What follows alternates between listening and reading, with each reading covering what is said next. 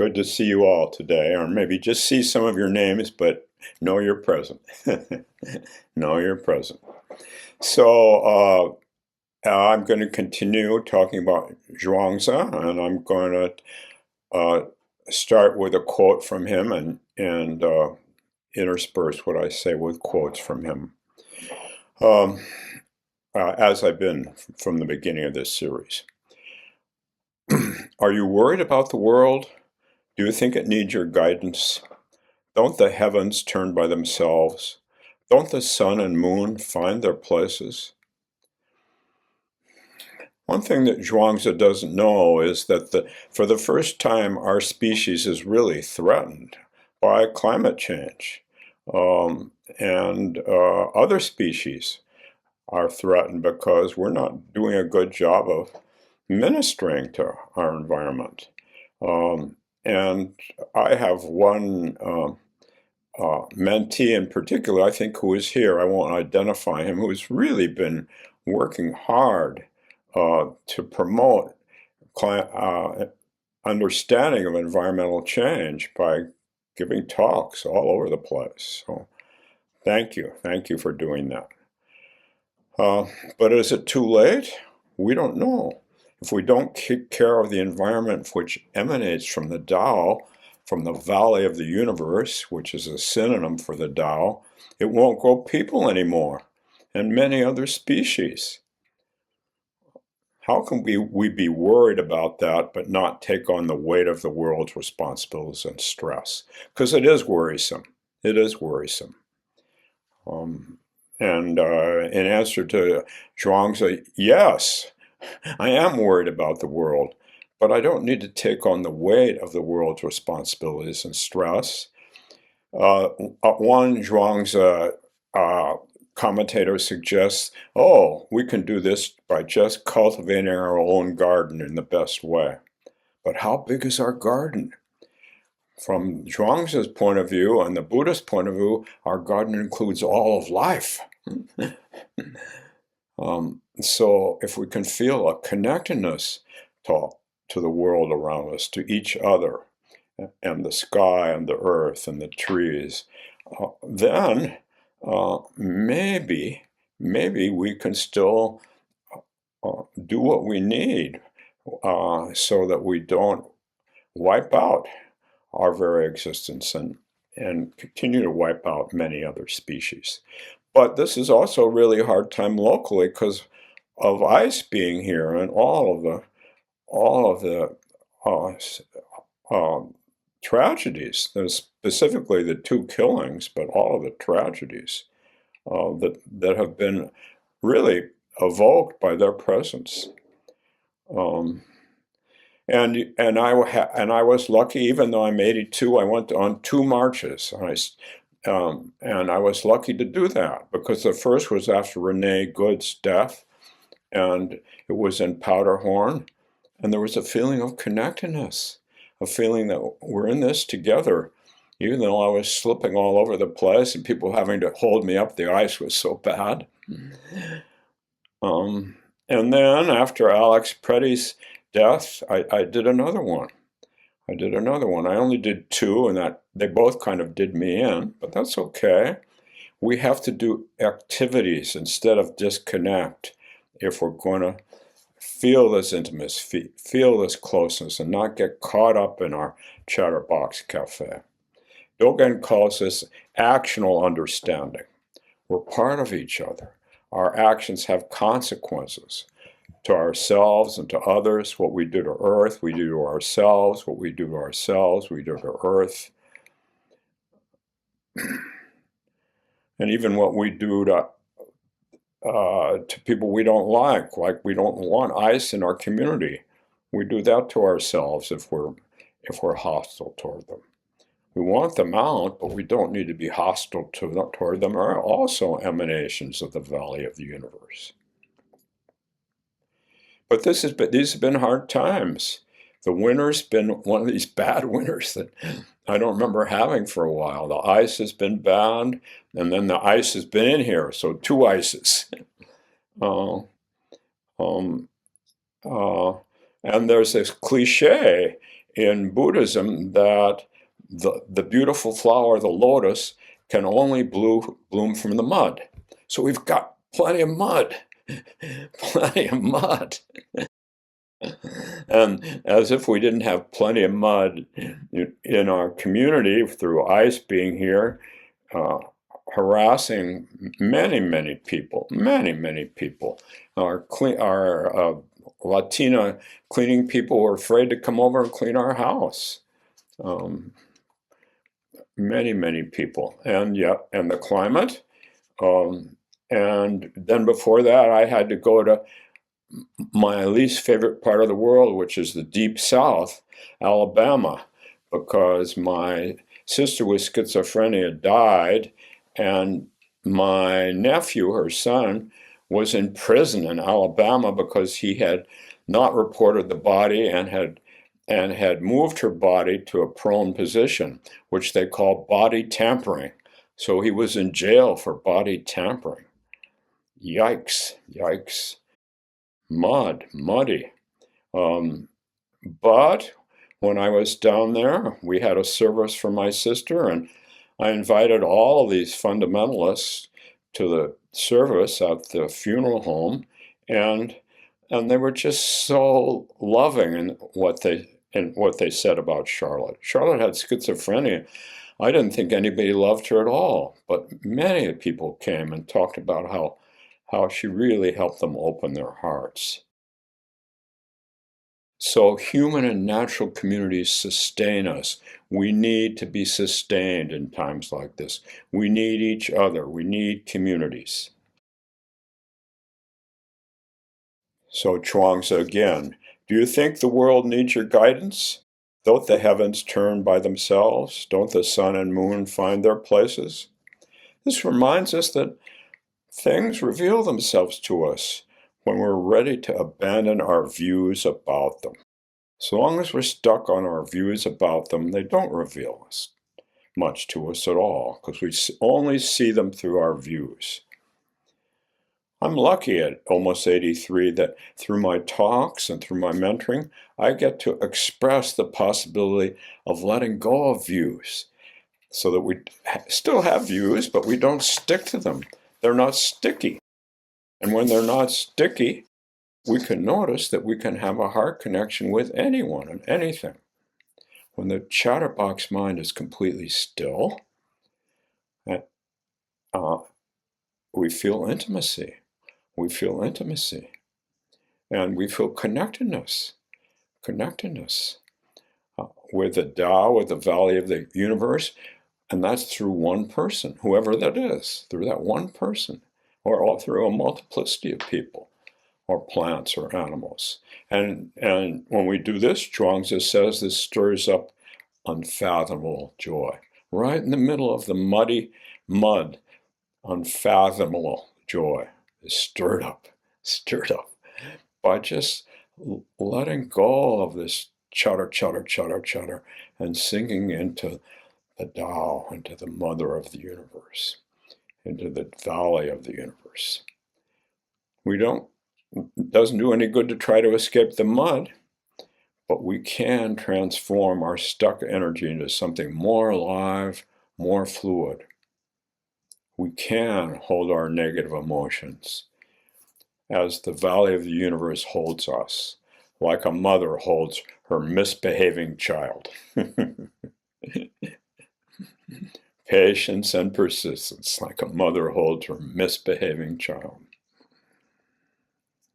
And maybe we have anger at ICE. Most of us have experienced real anger at ICE.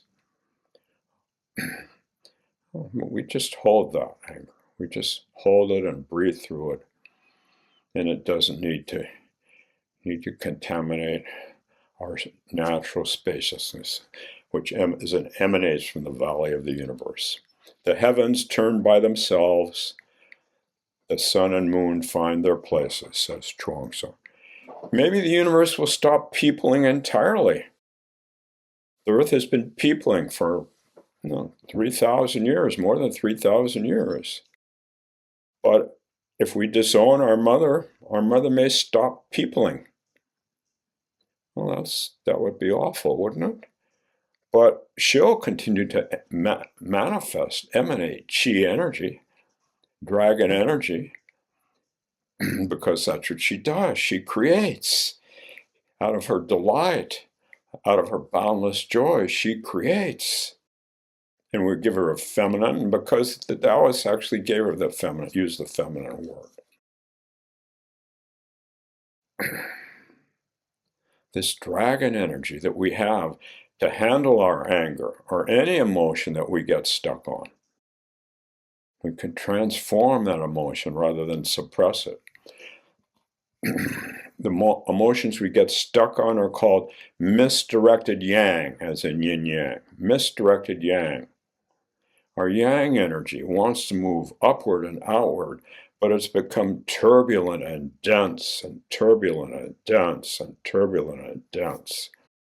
But instead of fighting it, we can recognize it as dragon chi that has lost its way. Dragon chi that has lost its way.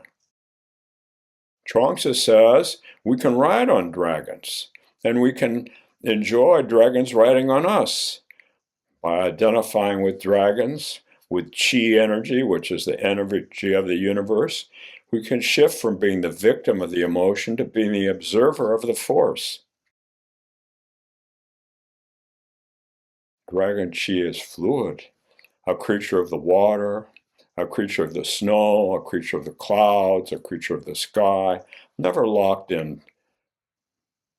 But anger is locked in. Other dense emotions lock us in, make the body rigid, make the mind rigid. So I'm going to lead a little exercise now in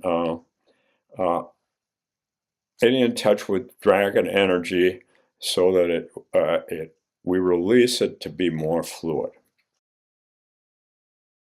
So why doesn't each of you get into a meditative position that you're going to keep for about 3 minutes, and think of a time, remember a time you felt angry. Remember a time you felt angry. And if you want to, you can even visualize the hot, hard energy of anger. And you might even find it in your body. I don't know if it's in your chest or your shoulders or somewhere else entirely. Visualize it, remember it, visualize it, and find it in your body.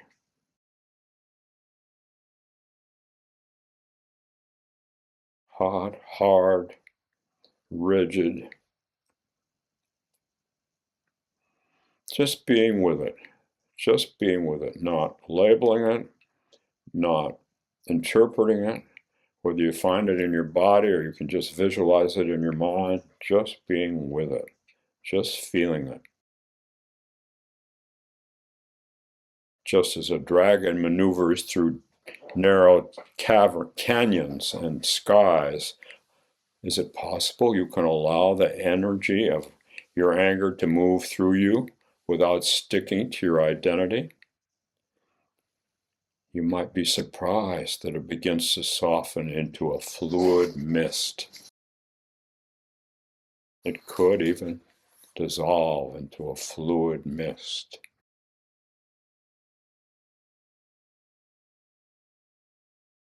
And you might even redirect the heat of your anger into creative clarity, asking yourself, what is this energy trying to achieve?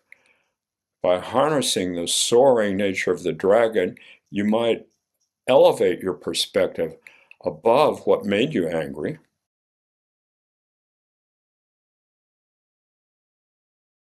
using the raw power of the emotion to fuel a constructive solution or a creative outlet.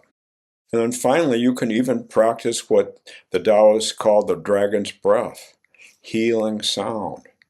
Shh, shh. Exhaling the sound slowly, inhaling, and on the exhalation, shh, shh, shh. Cooling the overheated energy of the anger, cooling it. Shh, shh. Qi returning the body to a state of natural flow. Shh, shh, shh. That's the end of the short meditative exercise. Worrying is a dead end. It's a dead end. Whether we act or don't act, miraculously, without exception, things turn out the way they do. Miraculously, without exception, things turn out the way they do.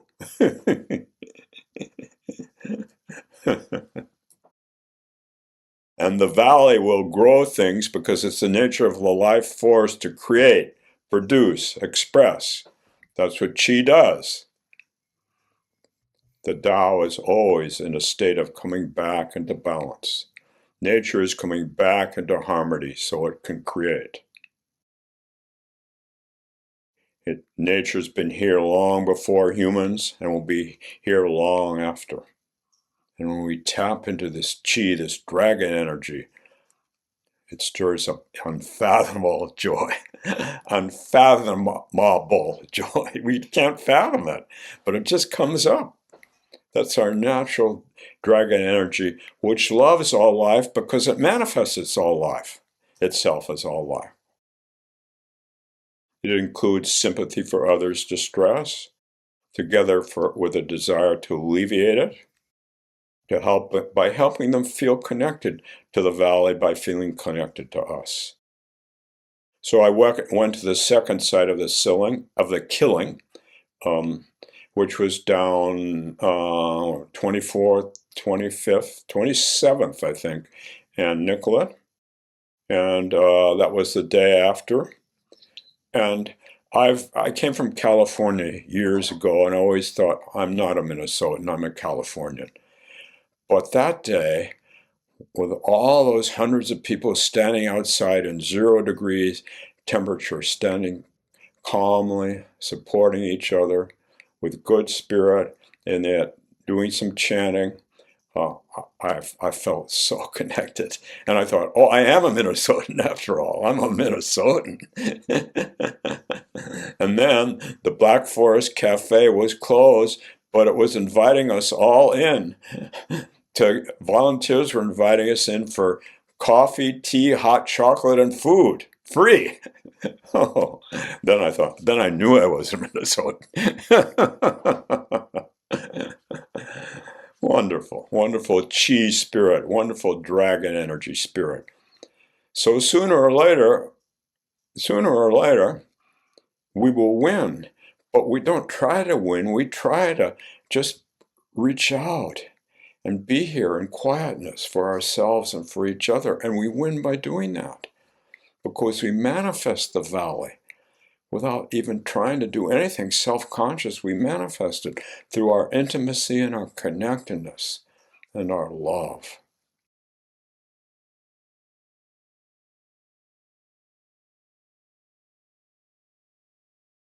Heaven and earth were born at the same time I was, says Zhuangzi, and each of the 10,000 things are never separate from me. Each of the 10,000 things are never separate from you. Oh, regardless of how lonely or how angry and upset you are, you're part of something vast and wonderfully deep. I mentor a lot of people at Zen Center, as Lily said a few minutes ago. And sometimes, and I might think to myself, I actually don't. I prefer meeting with so-and-so. But if I really pay attention, there's nobody I prefer meeting with. Everybody I meet with is my favorite because I just listen to them and I feel them within the deep spaciousness of the Buddha womb or the Tao, without thinking about Buddha womb or Tao. If I think about Buddha womb or Tao, I'm missing a chance for deep intimacy. It reminds me of when my daughter was, I've told this story many times at Zen Center, was about 4. She used to like to gather rocks from the lake, de Makasaka, and she wasn't very discriminating at 4, so she would gather rocks and pieces of cement and and and all kinds of things. And she put them on her. Actually, her room was this was her room. She would put them on the windowsills in this room, and then I would come at night. One time I came at night to kiss her goodnight, as I always did. Our mother did too, and I said, "Oh, those rocks are beautiful," because they did. Since they're beautiful for her, they were for me. You know what I mean, don't you? And I said, "Which is your favorite?" She said, "Daddy, look more carefully. They're all my favorites." Daddy, look more carefully. They're all my favorites. Do you understand? You can feel this. You can feel this in the spaciousness of your own heart mind, of your own valley of the universe, which is the synonym that Zhuangzi uses over and over again for the Tao. Zhuangzi says, travel alone as the Tao to the land of the great silence. Abandoning worldliness, says Ryokan, the great Zen master Ryokan in the 19th century. Abandoning worldliness, I often come to this tranquil place.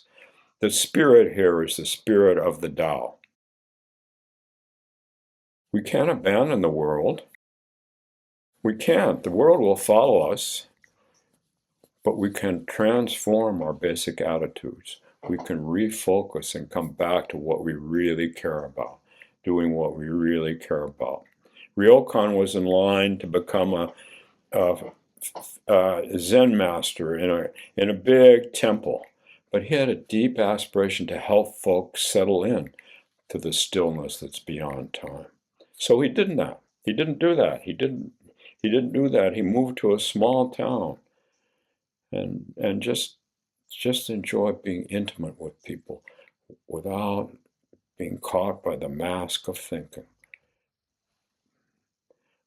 My father expected me to be a doctor or a lawyer.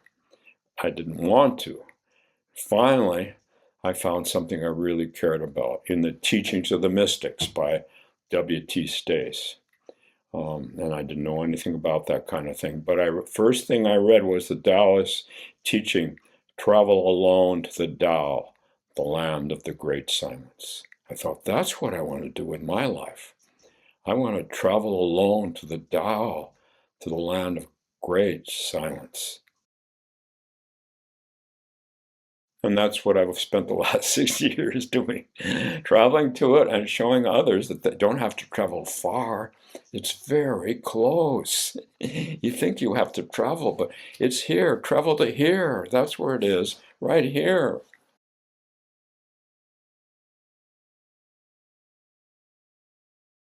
And of course, if we do practice serious spiritual practice, often we do feel lonely because we can only do it ourselves. And when we feel lonely, we want things to comfort us. Food, drinks, people, whatever. We want to find a way to not feel lonely. But actually, we have to move through loneliness if we want to settle into the wonderful joy of connectedness in the Tao. So I used to go to Zen Center retreats, and after I came home, I would open the refrigerator and look for my favorite goodies. I needed my favorite goodies. And I would yell to my wife. I wouldn't yell this, but I would think, Mom, where's my comfort food? She would be pissed if I yelled that to her. Where's my comfort food? Where's my comfort food? When we feel lonely, when we're suffering a lot, as many of us have been during this winter, during this tremendous, awful invasion of ice, we want comfort food. But the Taoists are telling us we can grow our own food in the valley of the universe. That's the really nutritious food, the food we grow in the valley of the universe. Instead of always feeding our chatterbox mind, letting go of the companionship of this chatter, even starving it a little bit, not too much, but starving a little bit, starving a little from how things might have been, how they should have been, how they might be, how they could be, blah, blah, blah, blah, blah, blah. Starving that a little bit. touching the chatter when it comes up and letting it go, touching it and going, touching it and going, not repressing it, just touching it and going. And that helps us look at, with compassion and humor at how we try to run from loneliness, to run from emptiness, to run from disconnection and longing. In crowded rooms, even among close acquaintances, even. Often we feel an absence of meaningful connection. People come to coffee hour at Zen Center and they feel, I feel lonely. I don't want to talk to anybody. I feel cut off. This is the human situation. There's a gap between our social needs and the quality of our social interactions. We crave connections. But luckily, loneliness is not fixed or inevitable. And if we do a spiritual practice which is lonely, it transforms into a deep and spacious loneliness that includes all life. Travel alone to the Tao, to the land of great silence, Zhuangzi says. Aloneness.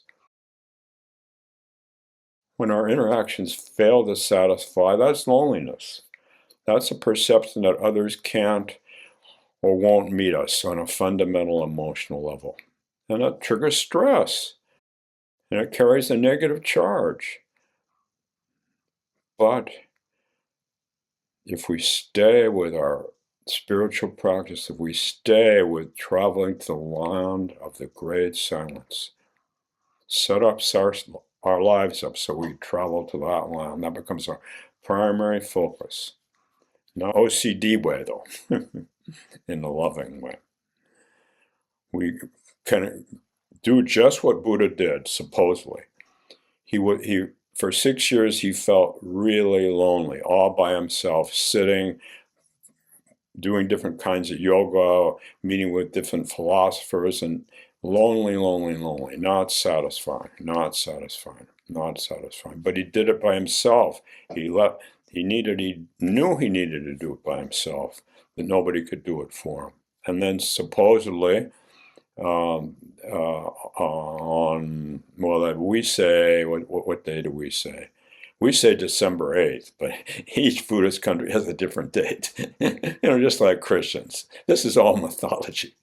Supposedly on December 8th, in India, he looked up and he saw the morning star, and he'd been sitting in meditation, tried all these meditative practices for 6 years, and all of a sudden, all of his monkey mind activity dropped away. All of his worries and fears dropped away. And he said to himself as he looked at the morning star, and this morning star pierced his heart, he said, only I, alone and sacred. Only I, alone and sacred. Only you, alone and sacred.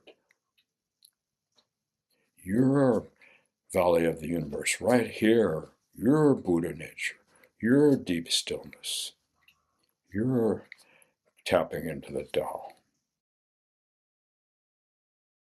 As a teacher at Zen Center, I ordained a lot of people to be priests, and there's only one thing that I really care about, and that is they steep themselves in silence. And I expect them to spend, toward the end of the time with me, a whole 30 days in silence. Because only if we steep ourselves in silence can our monkey mind calm down enough so we can realize that the universe is always supporting us. It's just our thinking and our worrying that gets in the way. Only when we do this, when we take this kind of refuge, even if the chatterbox dominates for a while, people get really discouraged about Taoist meditation or Buddhist meditation because they say, oh, the chatterbox mind is dominating. Well, yes, it's been doing that for 20 years, 30 years, 40 years. What do you expect? But we're practicing learning how to empty our boats. This is what Zhuangzi said. Realize that all boats are empty as you cross the river of the world, and nothing can possibly offend you. Realize that all boats are empty as you cross the river of the world, and nothing can possibly offend you. even those mean ice people. When we do this, we aren't so dependent on others. We live from the dragon energy, our natural energy, our chi energy, which is coming out of the valley of the universe. Only you alone and sacred. Only you alone and sacred. But that only you includes me? Of course it does. Of course it does. It's the valley of the universe. Right here, in the moment of sadness or longing, can we relax and touch our heart mind? And closing with Zhuangzi. As you cross the river of the world, nothing will offend you. Then nothing will offend you. Nothing will offend you.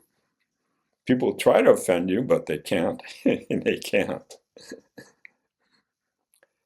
So that's what I want to say this morning. And let's see, 23 minutes for people with questions or comments. Maybe, Patrick, you'll open it up. But if you have a question or comment, show your face, okay? So you said helping people feel connected to the valley through us, or to the Tao through us. And lately, from we had a discussion last week about compassion, and I was thinking about how like chants and scriptures are kind of like I think of sometimes we get kind of trapped in the density of this world, and it kind of feels like we're like trapped and there's no, things kind of feel really hard and impossible, or, stuck in patterns and things. And then being connected to the spiritual side really helps that and helps things to flow in a better way. But then sometimes we all get trapped in that contraction, and some people live always in that more dense material world place, and they don't have a conscious connection to the spiritual side. And I've been thinking about, like, as a metaphor, like of like the matrix, if this is like the material world's like being in the matrix, then the chants and the scriptures kind of feel like a code to like reconnect to the other side or something like that, or to help us like access that so that we can kind of have more ability to flow here. But then I was thinking, well, what if we can be like codes for each other? Like if we have a transmission, or if I'm connected to the spiritual side and then I'm connecting to another person, then can I help them connect to the spiritual in a way through me? But then how to make sure that doesn't become like some sort of codependence where they feel like that they can only connect through you, or how do you help them more, I don't know, to make their lives better without you through the effect that you have on them. I don't know if that makes sense. Yes, and yes, and yes.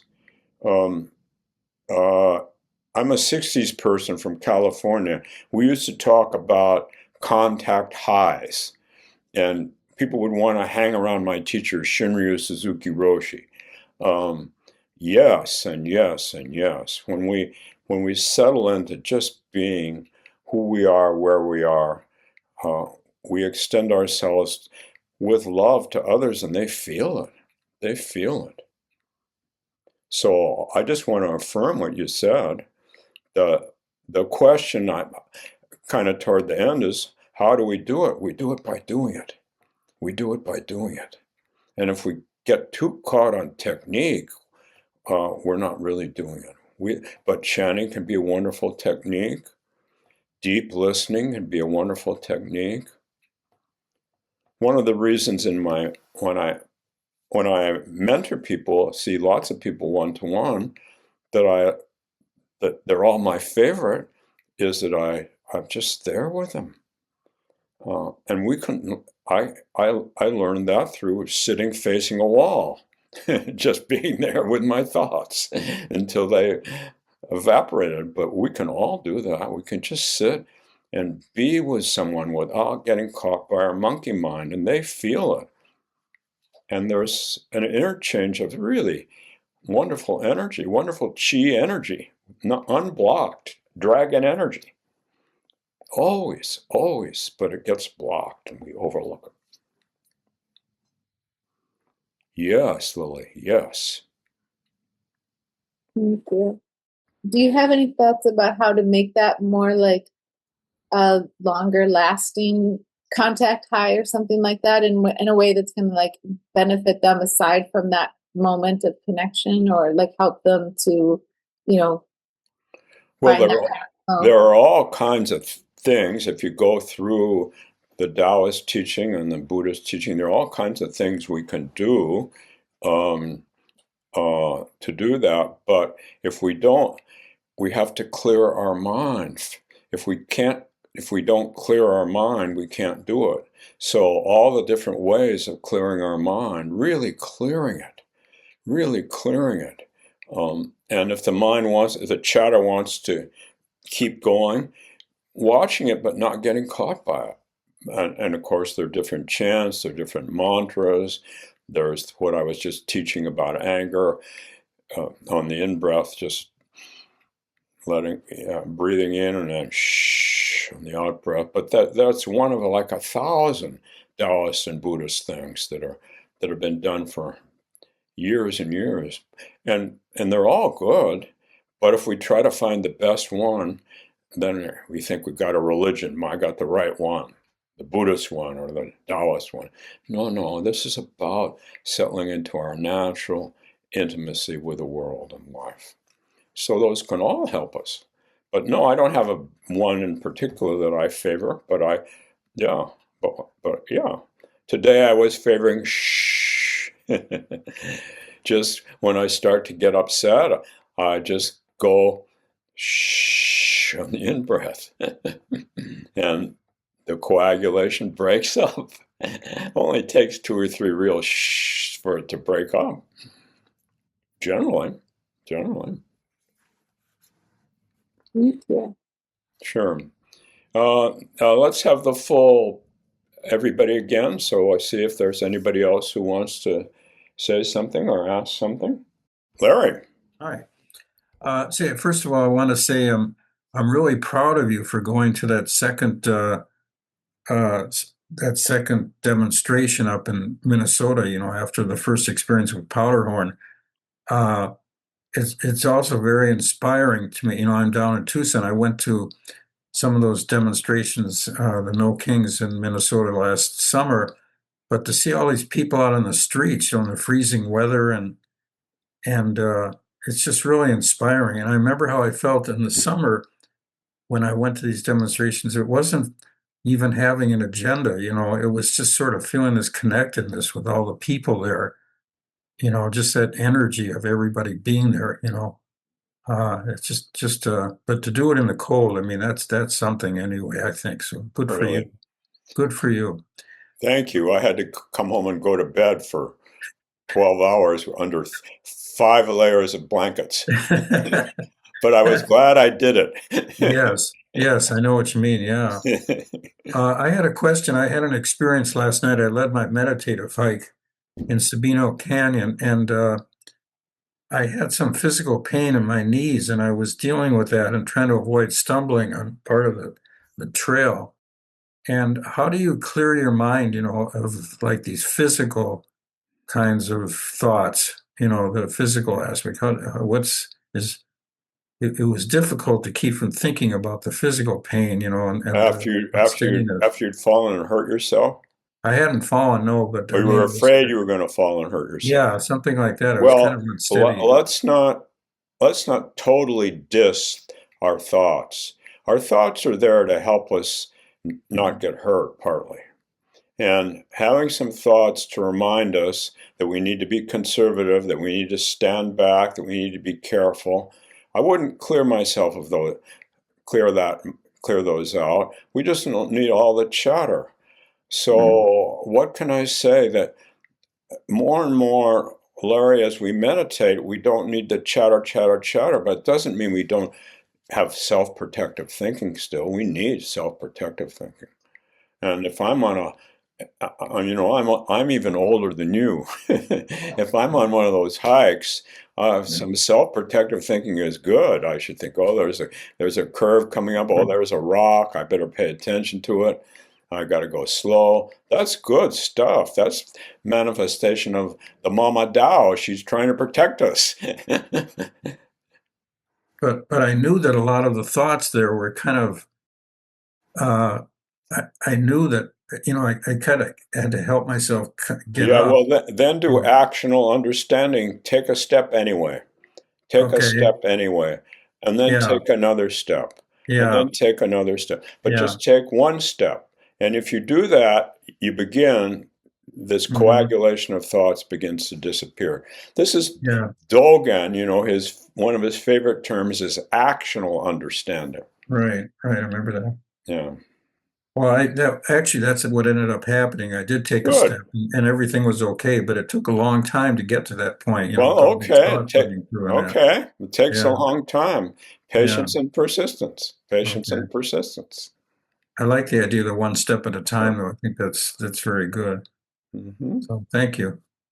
We say, well, you're welcome. So we used to climb in, what was it, in Wyoming? Not the Grand Tetons. I don't know. We used to climb every year in Wyoming, but not the Grand Tetons. And my friend Paul, who's no longer with us, but also a meditative practitioner, would lead. And when people would start, we'd be going up high, people would start getting scared. He'd just lead us with one step, one breath, one step, one breath, one step, one breath. And before you knew it, we got to the top. And we need to do that with ice too right now. Maybe we won't need, I don't know, they don't seem to have left. Trump keeps saying they're going to do something, but our cleaning people still on last Monday, they couldn't, they were scared to come clean our house. So we have a dirty house right now because we're too lazy. We're old people. Old people get lazy. I think the words are changing somewhat, but the actions haven't changed yet. That's right. Yeah. But you think about behavioral psychology, and behaviors will can change words. Uh, Thoughts can often follow behavior. So if it's a positive behavior, it's an engaged behavior, positive thoughts will follow. That's sort of behavioral psychology 101. We have to remind ourselves of that. I have friends. I have friends that tell me that protests don't do any good, but I went through the '60s also, and I really feel that they do a lot of good. It's just that they take time. You know. That's right. Now, I did not feel good. I think you heard me talk about this on the first march I went to in Powderhorn Yeah. about the fuck eyes contingent. Well, Yeah. those people they're people too. We want them out, but we don't want to other them. As soon as we other them, we act like they're not in the valley of the universe. They are. They're manifestations too. They're more scared manifestations than we are, probably. Really more scared. That's why they're so bullyish. That's why they're so tyrannical. They're really scared.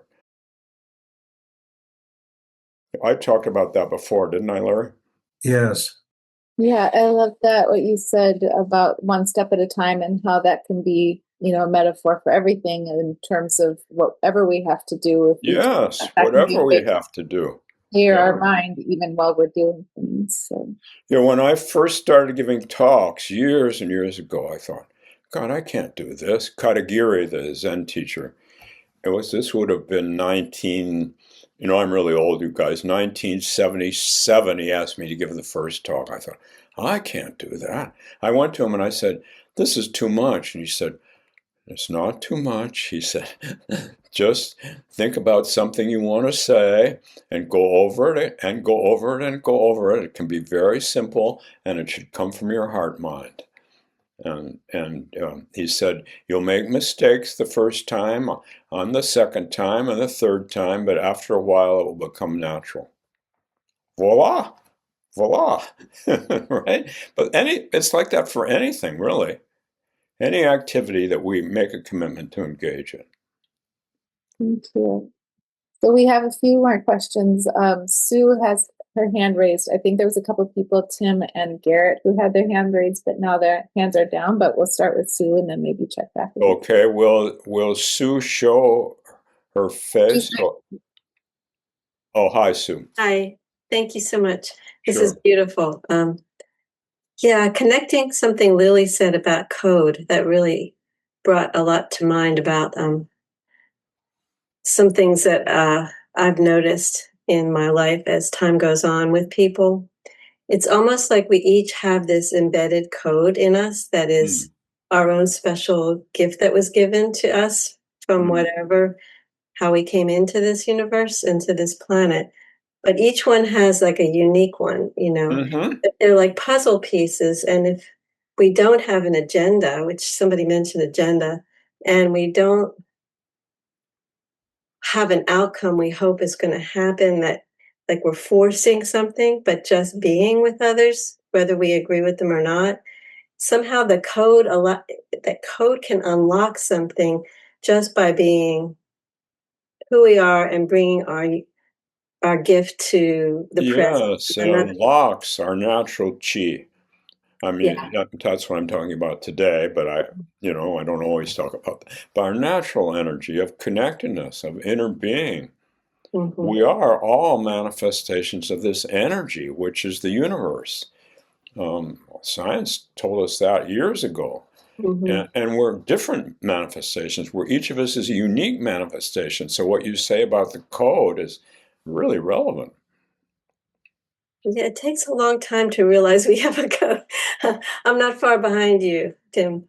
So I'm in my 70s, but it's really interesting to see it unfold in us. Uh-huh. And the closer we can allow ourselves to do all these things you mentioned about beingness versus doingness, we can find it. It's or it finds us, or maybe it's both. I don't know. Yeah, maybe it's both. Maybe it's both. Thank you, Sue. Thank you. Beautiful. Thank you. I love that teaching. Thank you, Sue. So it looks like Tim has a hand raised, and I saw Garrett did before.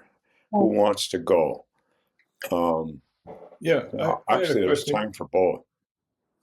I had a Tim. question. I know I've heard you speak of cultivating the empty field, Mm-hmm. and that you need to kind of break through this cognitive lock to get there.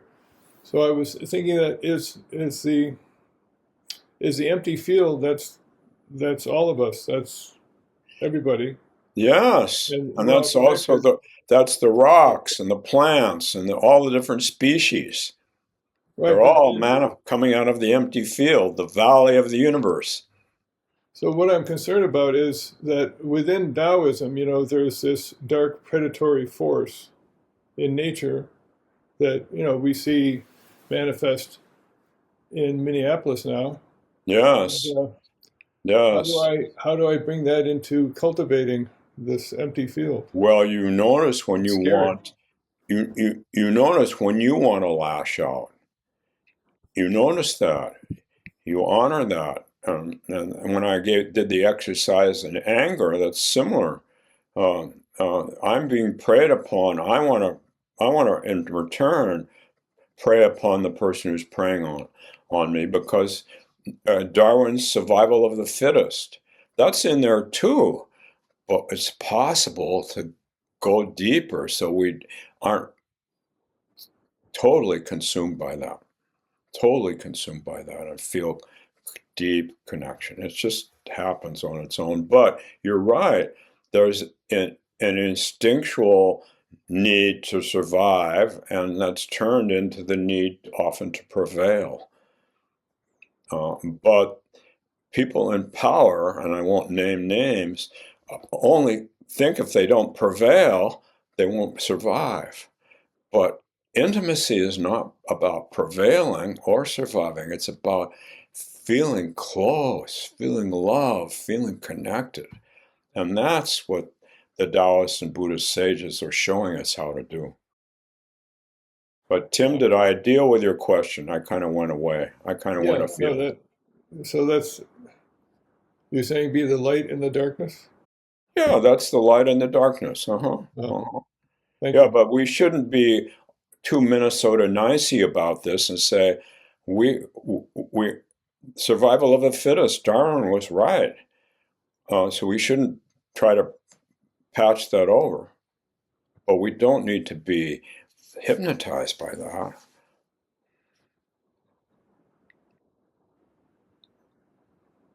That makes sense? Yeah, thank you. Sure. Let's see. 3 minutes and 16 seconds.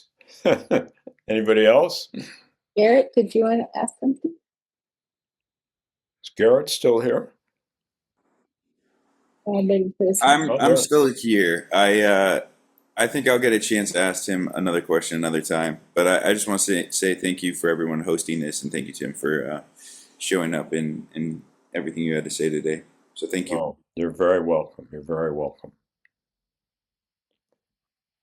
Garrett's from my home state. I wonder if he hasn't been in Minnesota nearly as many years as I have. I don't know if he's a Californian or Minnesotan. We get these labels, and these labels confine us, and yet they're part of our identity. So,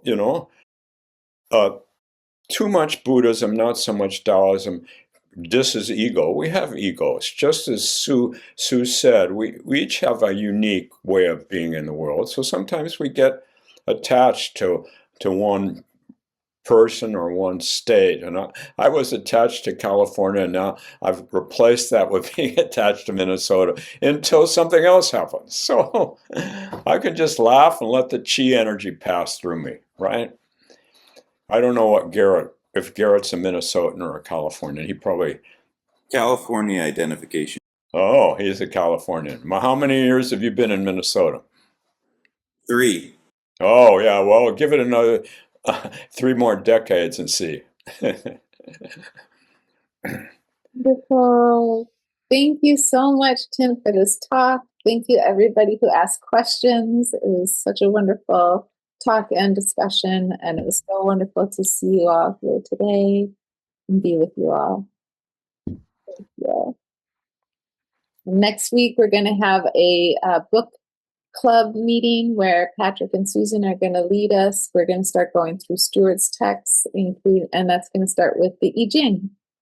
So we're looking forward to that. Hope you can join us, anybody who's interested.